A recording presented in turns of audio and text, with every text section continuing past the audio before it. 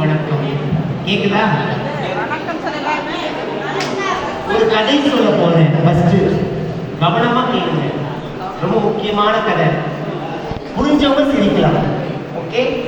நீங்க சிரிச்சீங்கன்னா உங்களுக்கு புரிஞ்சிருச்சுன்னு அர்த்தம். நீங்க சிரிக்கலன்னா புரியலன்னு அர்த்தம். குப்புசாமி ரொம்ப பக்தியானவன். எப்போ ஆண்டவர்கிட்ட வேண்டிட்டே இருப்பாரு.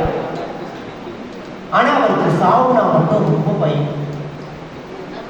எங்க செத்துருவோமோன்னு பயம். அதனால ஆண்டவர்கிட்ட குப்புசாமி என்ன பண்றாரு வேண்டுறாரு. ஆண்டவரே ஆண்டவரேன்னு சொல்லிட்டு உருக்கமா வேண்டுனதுனால ஆண்டவர் இறங்கி வந்துட்டாரு. குப்புசாமி உனக்கு என்ன வர வேணும் கேளு அப்படின்னு சொல்றாரு. குப்புசாமி சொல்றாரு, ஆண்டவரே எனக்கு சாவே வரக்கூடாது ஆண்டவரே. ஆண்டவரே இந்த ஒரு வரம் கொடுத்தா போதும். இந்த வரம் உனக்கு கொடுத்துட்டே போ, உனக்கு வராது, சாவே வராதுன்னு சொல்லிட்டு போயிட்டாரு. ரொம்ப சந்தோஷம் குப்புசாமிக்கு. உடனே சந்தோஷமா வெளியில போறாரு. அப்போ அவர் ஃப்ரெண்டு கூப்பிடுறாரு, ஹலோ ஹலோ நீங்க குப்புசாமி தானே? உங்க பேருனா? என் பேரு சா வரல, சா போயிடுச்சு. ஆண்டவர் எந்த சா எடுத்தாரு? சா புரியுதா? இப்போ எல்லாம் ஓன்னு சொன்னீங்க புரியுதான்றத சொல்லுவா. சா வரல, குப்புசாமிக்கு சா இருக்குல்ல, சா வரல, சாவே வரக்கூடாதுன்னு சொல்றதுனால சா போயிடுச்சு. குப்புமி சா வரல, குப்புமின்னு சொல்றாரு. இறந்த ஒவ்வொரு உயிரும் இறப்பது இன்னும் கண்டிப்பா சாவும். கருவறைன்னு ஒண்ணு இருந்ததுன்னா அது முடிவு கல்லறையில தான் இருக்கும், நிச்சயமாக இருக்கும். நம்ம சாவை கண்டு பயப்படவே கூடாது. ஒரு கிறிஸ்தவர்களாக நம்ம கிறிஸ்தவர்கள் நம்ம மாதிரி யாருமே இப்படி ஜெபிக்கிறது இல்லை. எங்கள் மரண நேரத்தில் வேண்டிக் கொள்ளும், எங்கள் மரண நேரத்தில் வேண்டிக் கொள்ளும் குழந்தைகளில் இருந்து நம்ம சொல்றோம். மற்ற மதத்தினர் மரணன்ற வார்த்தை சாவுன்ற வார்த்தையை சொல்லவே அஞ்சுவாங்க, தயங்குவாங்க, பயப்படுவாங்க.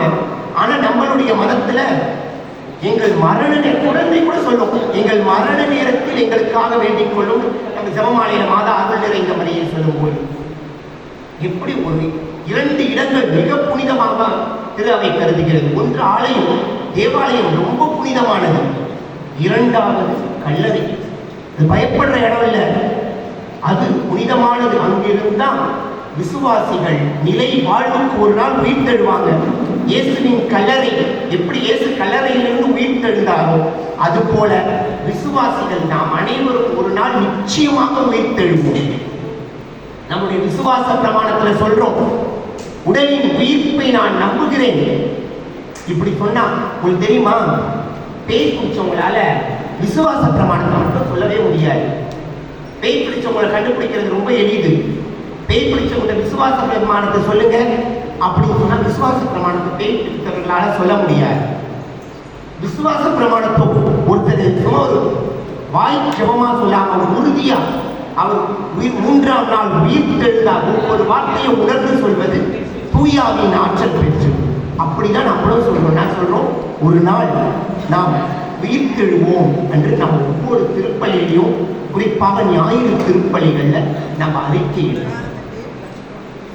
ஏன் 2 ஆன்மாக்களுக்காக செபிக்கிறது அப்படின்னா, நம்ம எல்லாம் பள்ளிக்கு போறீங்களா, நீங்கெல்லாம் சீருடை அணிந்து போவீங்களா, யூனிஃபார்ம் போட்டு போவீங்களா? அழுக்கு யூனிஃபார்மோட ஸ்கூல்ல போனா சேர்த்துப்பாங்களா, சேர்த்துக்க மாட்டாங்களா? சேர்த்துக்க மாட்டாங்க. இதனுடைய மறைக்கல் வகுப்புக்கு நீங்க அழுக்கு ட்ரெஸ்ஸோட போனா நாங்களும் சேர்த்துக்க மாட்டோம். மாலுக்கு போனாலும் விருந்துக்கு போனாலும் கிழிஞ்சு அழுக்கான உடைக்குள்ள போனா யாரும் அனுமதிக்க மாட்டாங்க. அப்படித்தான் ஒரு ஆன்மா பாவம் செய்து அழுக்கடைகிறது. அது விண்ணகத்துக்கு போகும்போது விண்ணக வாசல் மூடப்பட்டிருக்கும், உள்ள நுழைய முடியாது. புனிதமே உருவான இறைவன் அவரை எப்படி சந்திக்கிறது? அதற்காகத்தான் தூய்மைப்படுத்தும் இடமாக உத்தரிக்கிற ஸ்தலம் இருக்கிறது. உத்தரிக்கிற நிலை கழுவாய் தலம் இருக்கிறது. அங்கு அந்த ஆன்மா தூய்மை அடையப்படும். அந்த ஆன்மா செய்த தவறுக்காக தூய்மை அடையப்படும். அந்த ஆன்மாவால செவிக்க முடியாது. எப்போது ஒரு ஆன்மா இறக்கிறதோ அன்றே ஜபம் செய்வது கடைசி. அந்த ஆன்மாக்களுக்காக நாம் தான் செவிக்க வேண்டும். அந்த ஆன்மாக்கள் நாம் செவிக்கும் போது அந்த ஆன்மா தூய்மை அடைந்து தூய வெண்ணாடை அணிந்து குருத்தோலை கையில் ஏந்தி ஆண்டவர் முன்பு போய் செல்லும். ஆண்டவர் நித்திய வாழ்வுக்கு அந்த ஆன்மாவை அழைப்பார். அதற்காக செவிப்பதுதான் நமது கடமை. இப்போது அது செவிக்கத்தான் போய் கொண்டிருக்கிறோம். இப்படி செவித்து உத்திரிக்கிற ஸ்தல நிலையிலிருந்து விண்ணகத்துக்கு சென்ற பின் அந்த ஆன்மா நமக்காக செவிக்கும். நாம் போகும்போது நம்மை பாதுகாக்கும், நம்முடைய கருத்துக்காக செவிக்கும். ஆகவே நம்முடைய ஜபம் என்றும் வீண் போகாது. ஆகவே இப்போது நாம் செல்ல போகின்றோம். அந்த மரித்த ஆன்மாக்களுக்காக நீடு துயில் அங்கு கொண்டிருக்கிறார்கள். அந்த ஆன்மாக்களுக்காக நாம் செவிக்க போகிறோம். உங்களுடைய ஜபங்களும் எங்களுடைய ஜபங்களும் ஆண்டவரிடம் எடுத்துச் செல்லப்பட்டு அவர்கள் செய்த பாவங்களை, அவர்கள் செய்த குற்றம் குறைகளை மன்னித்து அவர்களுக்கு நிலை வாழ்வை, முடிவில்லா வாழ்வை வழங்க வேண்டும் என்று உங்களிடம் இறைஞ்சி மன்றாடுகிறேன். நீங்கள் செவியுங்கள், நாங்களும் செவி.